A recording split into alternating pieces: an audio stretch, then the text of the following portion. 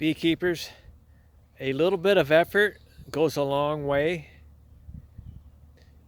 Small colonies that are having a hard time getting through winter, I will actually bring the hive inside and put it in a warm room. If I were to leave them outside in the cold, the brood would be killed and they would not make any progress. So here it is, May 3rd, and we still have temperatures in the 30s at night. And I'm going through, I'm checking the colonies that I have been bringing inside at night to see how they're doing and to assess if I need to bring them any more for the future. And they've used all that pollen substitute there, and it's a good sized cluster. Let's see. And I'm also checking for honey. There's no honey in those frames. Do I need to give them more honey? There's honey there. When it does warm up, I'm gonna give these bees, they're deep, and I'm gonna give them a frame of honey in the deep. So that's enough honey to get through a few days. Check, see how much brood they have. Well, they don't have any brood there. That's all pollen and nectar. It's very heavy.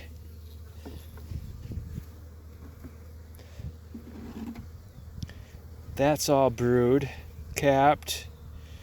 No drone brood there. Maybe one or two. It's in the 50s right now, so I can't leave these frames out for too long. But I can quickly check and see what's going on. There's the queen. She's busy laying. And there's brood on that. I'm gonna say they're probably okay to leave out from now on. But it really doesn't take a lot of effort to bring them in at night. It's gonna be upper 30s tonight. I guess I'll make that decision when I watch the evening forecast whether I'm going to bring these in again. But I had to take off the screens because I wanted to open them up and check them.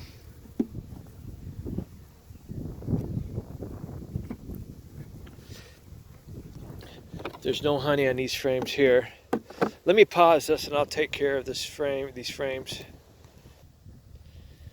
Still cool out here with the wind blowing. But I'd say the colonies that I brought in are doing really well, and the ones that were left outside are doing well. You know, I'm not here on YouTube to make subscribers or make friends for views and whatnot. I'm trying to wake up Americans. Americans are the stupidest dumb motherfuckers in the world. And that's the truth. If you guys can't handle the truth, unsubscribe, stop watching my videos. You see that house there? That house is paid for. I do have a line of credit on my electrical business, and I borrowed a little bit during the winter for my dog. It's like $17,000 I owe, but my house is appraised at $214,000. And my beehives, my bees are all paid for, and that's probably worth $50,000, $60,000, $70,000 right now. And if you guys have seen my train videos, I've got $30,000 worth of trains down in my basement. And basically, I have $250,000 if I were to sell everything. And I get people that leave messages on my phone that I'm dumber than a box of rocks. All right, who's a stupid motherfucker? Is it me or is it you?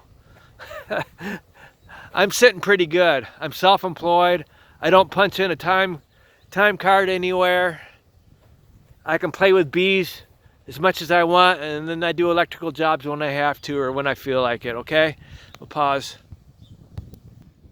Hey, I reached the bottom of my hole. I built this house by myself without borrowing money. I laid all these blocks, I built the house, and I'm getting ready to put in another basement. I'm not hiring a contractor, so who's an idiot now, okay? I'm gonna increase the value of my house probably by $50,000 and probably only spend $10,000 or $15,000 because I'm gonna do it myself, all right? Hey, newsflash. United States is not the good guys anymore. Okay, we were during World War II.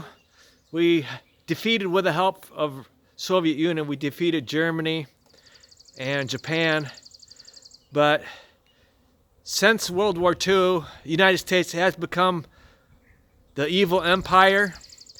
If you guys were to look into what's going on in Ukraine, the United States started that back in 2014 by overthrowing their democratically elected president, and basically been training Ukrainians and arming them. And then Zelensky, he threatened to get nuclear weapons and use against Russia, so then Putin had to step up and protect Russia. And he's also protecting Russian-speaking people in Ukraine that were being killed, genocide by the Nazis of Ukraine, okay? So United States is not the good guys. You guys that live in America, you think that America is so great. The Nord Stream pipeline was blown up by the United States. Seymour Hersh, a journalist, a Pulitzer Prize-winning journalist, looked into that, and he says the United States blew up the Nord Stream, okay? So here I am in the United States trying to tell people that the United States government is not your friend, it's your enemy, and people are against me because I'm telling them something they need to learn, they need to look into on their own. You know, don't kill the messenger if you don't like the message. But that's what's going on. Russia's not going to lose in Ukraine, and the United States are going to take on China. The United States is going to lose. And if Americans can't stand up against their government, I want to see the U.S. government defeated in war, and then maybe things will be better in this country. Your healthcare system is designed to make money, and the food is designed to make you sick. They do not want healthy Americans. They're making too much money with heart disease, diabetes, and cancer. I know firsthand from my wife going to cancer hospital down in Grand Rapids. They're probably grossing $1 million a day. Do you think they want that to go away? All the chemicals these crop farmers are spraying, it gets into your food. It causes you to get cancer, okay? It's not rocket science. And you Americans are too complacent. You think Uncle Sam's on your side. He's not on your side. He's right behind you, got your hips in his hands, and he's fucking you up the ass, okay? Thank you.